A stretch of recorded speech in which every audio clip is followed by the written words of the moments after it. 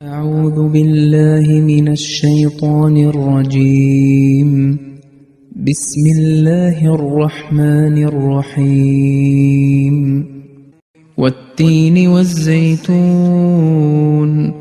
وطور سينين وهذا البلد الأمين സൂറത്തു തീനിലെ 1 മുതൽ 4 വരെ ഉള്ള ആയത്തുകളാണ് ഇപ്പോൾ ഇവിടെ പാരായണം ചെയ്തത്. അതിൻ്റെ അർത്ഥം ഇപ്രകാരമാകും: പരമകാരുണ്യകനും കരുണാമയനുമായ അള്ളാഹുവിൻ്റെ നാമത്തിൽ. അത്തിയും ഒലിവും കൊണ്ട് സത്യം, സീനായ് മലയെക്കൊണ്ട് സത്യം, നിർഭയമായ ഈ പട്ടണത്തെ കൊണ്ട് സത്യം.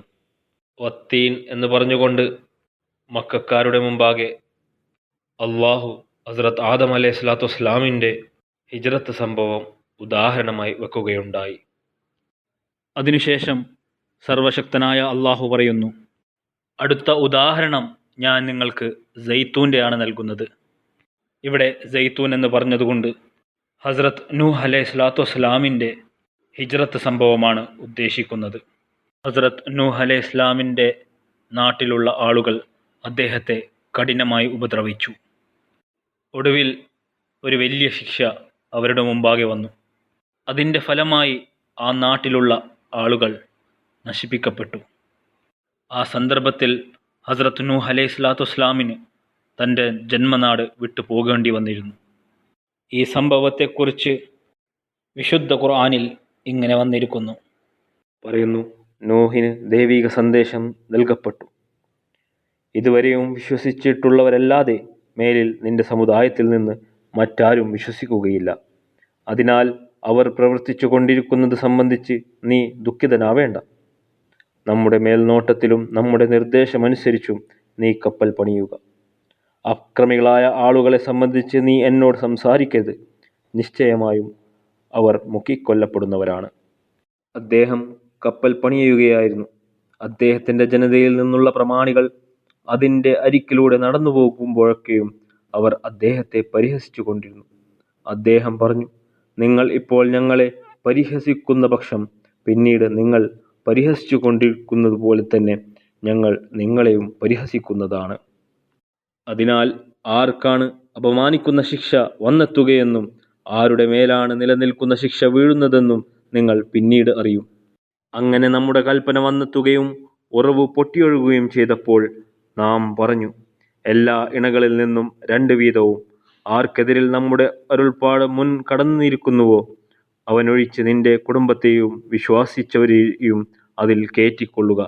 എന്നാൽ കുറച്ചുപേർ മാത്രമേ അദ്ദേഹത്തോടൊപ്പം വിശ്വസിച്ചിരുന്നുള്ളൂ. അദ്ദേഹം പറഞ്ഞു, നിങ്ങൾ അതിൽ കയറിക്കൊള്ളുക.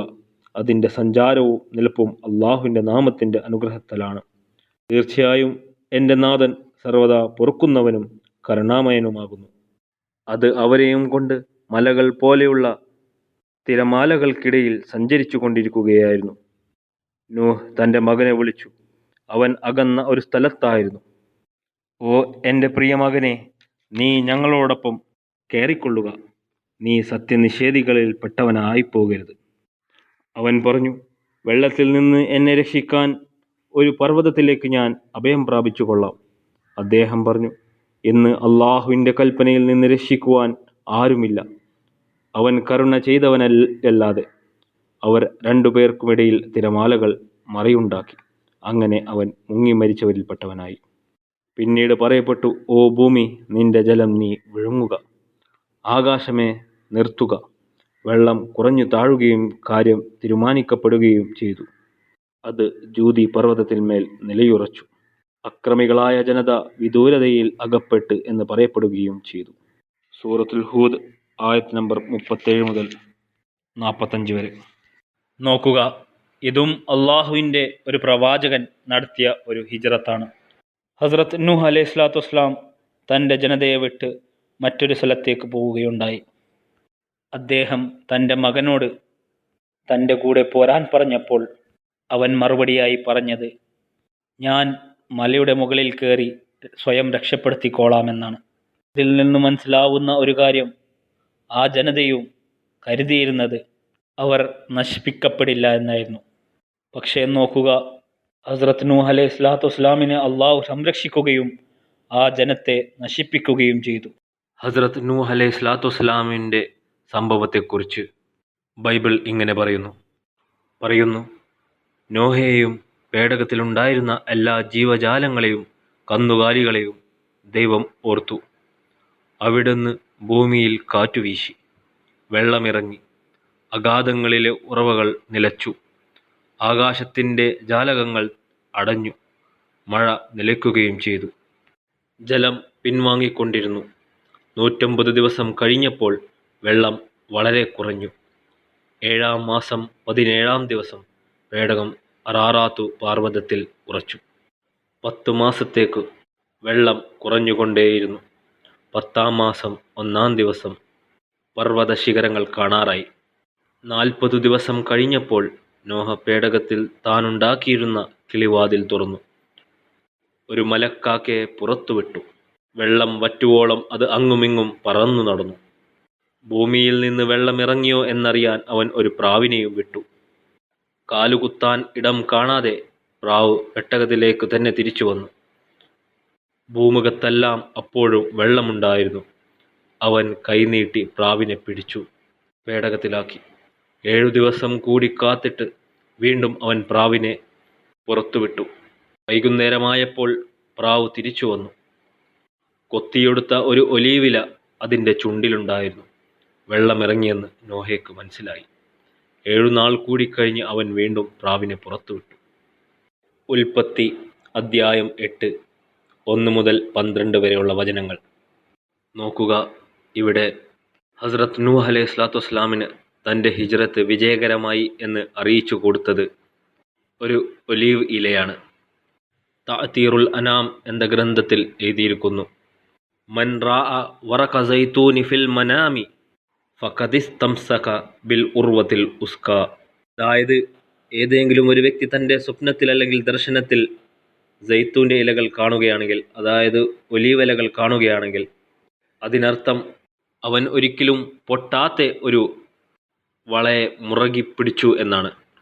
ഹസ്രത്ത് മുസ്ലിം മൗദ് റളിയല്ലാഹു തആല അൻഹു പറയുന്നു, ഇവിടെ വത്തീനി വസ്സൈത്തൂൻ എന്ന് പറഞ്ഞുകൊണ്ട് അള്ളാഹു ഹസ്രത്ത് ആദം അലൈഹി സ്വലാത്തു വസ്സലാമിൻ്റെയും ഹസ്രത്ത് നൂഹ് അലൈഹി സ്വലാത്തു വസ്സലാമിൻ്റെയും സംഭവങ്ങൾ മക്കക്കാർക്ക് മുമ്പാകെ വെക്കുകയാണ്.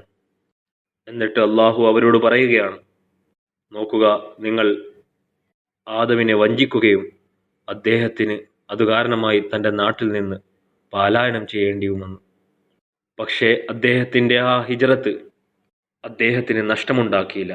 മറിച്ച് അള്ളാഹു അദ്ദേഹത്തിന് അത്തീലകൾ നൽകുകയും അങ്ങനെ അദ്ദേഹം ശൈത്താനുമേൽ വിജയം പ്രാപിക്കുകയും ചെയ്തു. ഇന്ന് നിങ്ങൾ മുഹമ്മദ് നബി സല്ലല്ലാഹു അലൈഹി വസല്ലമയെ നിങ്ങളുടെ നഗരത്തിൽ നിന്ന് പുറത്താക്കാൻ ആഗ്രഹിക്കുന്നു.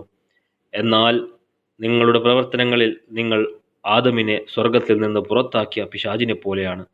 ആയതിനാൽ ഏതുപോലെ അള്ളാഹു ഹസ്രത്ത് ആദം അലൈഹി സ്വലാത്തു വസ്സലാമിനെ സംരക്ഷിക്കുകയും വറക്കുൽ ജന്നത്ത് കൊണ്ട് അദ്ദേഹത്തെ സഹായിക്കുകയും ചെയ്തുവോ, അതുപോലെ തന്നെ മുഹമ്മദ് നബി സല്ലല്ലാഹു അലൈഹി വസല്ലമിനും അള്ളാഹു അതുപോലത്തെ ഒരു ജമാഅത്ത് നൽകുന്നതായിരിക്കും. അതായത് അവനു വേണ്ടി എല്ലാ തര ത്യാഗങ്ങളും ചെയ്യുന്ന, അവൻ്റെ മഹത്വം മനസ്സിലാക്കുന്ന ഒരു കൂട്ടം സ്വാലിഹായ ആളുകളെ അള്ളാഹു അവന് നൽകുന്നതായിരിക്കും. അതുപോലെ തന്നെ നൂഹിൻ്റെ ഉദാഹരണവും പറഞ്ഞുകൊണ്ട് അള്ളാഹു പറയുകയാണ്, നിങ്ങൾ അദ്ദേഹത്തെ കഷ്ടപ്പെടുത്തി, അതിനാൽ അദ്ദേഹത്തിന് ആ നാട് വിട്ട് ഹിജ്റത്ത് ചെയ്യേണ്ടി വന്നു. അദ്ദേഹത്തിൻ്റെ ഹിജ്റത്തിനെ കുറിച്ച് നിങ്ങൾ വിചാരിച്ചത് നിങ്ങൾ ഇതോടെ വിജയിച്ചു എന്നാണ്. പക്ഷേ അള്ളാഹു അദ്ദേഹത്തിൻ്റെ ശത്രുക്കളെ മുക്കിക്കൊല്ലുകയാണ് ഉണ്ടായത്. ഏതുപോലെ നോഹിൻ്റെ പേടകം ജൂതി പർവ്വതത്തിൽ പോയി വിശ്രമിച്ചുവോ, അതുപോലെ മുഹമ്മദിൻ്റെ പേടകവും ജൂതി പർവ്വതത്തിൽ വിശ്രമിക്കും. ഹസ്രത്ത് ഖലീഫത്തുൽ മസീഹ് സാനി റളിയല്ലാഹു തആല അൻഹു പറയുകയാണ്, ഇവിടെ ജൂതി പർവ്വതം എന്നുകൊണ്ട് ഉദ്ദേശിക്കുന്നത് മദീനയെയും അതുപോലെ തന്നെ നൂഹ് അലൈഹി ഇസ്ലാമിൻ്റെ സംഭവത്തിൽ വന്ന ഒലീവ് ഇലകൾ കൊണ്ട് ഈ കാലഘട്ടത്തിൽ, അതായത് മുഹമ്മദ് നബി സല്ലല്ലാഹു അലൈഹി വസല്ലമിൻ്റെ കാലഘട്ടത്തിൽ മദീനയിലെ അൻസാരികളെയാണ് ഉദ്ദേശിക്കുന്നത്. അതായത് വിശ്വാസത്തിൽ ശക്തരായ, ത്യാഗത്തിൽ പൂർണ്ണതയുള്ള, അനുസരണത്തിൽ പൂർണ്ണതയുടെ പരിധികളെല്ലാം കടന്ന ഒരു കൂട്ടം സ്വാലിഹായ ആളുകളെ അള്ളാഹു നൽകുകയുണ്ടായി. ഇതോടെ 2 ഹിജ്റത്തുകളെക്കുറിച്ചുള്ള പരാമർശം അവസാനിക്കുന്നു. ഇൻഷാ അല്ലാ അടുത്ത ദർസിൽ മൂന്നാമത്തെ ഹിജ്റത്തിൻ്റെ വിശദീകരണവും നൽകുന്നതായിരിക്കും. ജസാക്കല്ലാഹു വഖിർ ദഅവാനാ അൽഹംദുലില്ലാഹി റബ്ബിൽ ആലമീൻ.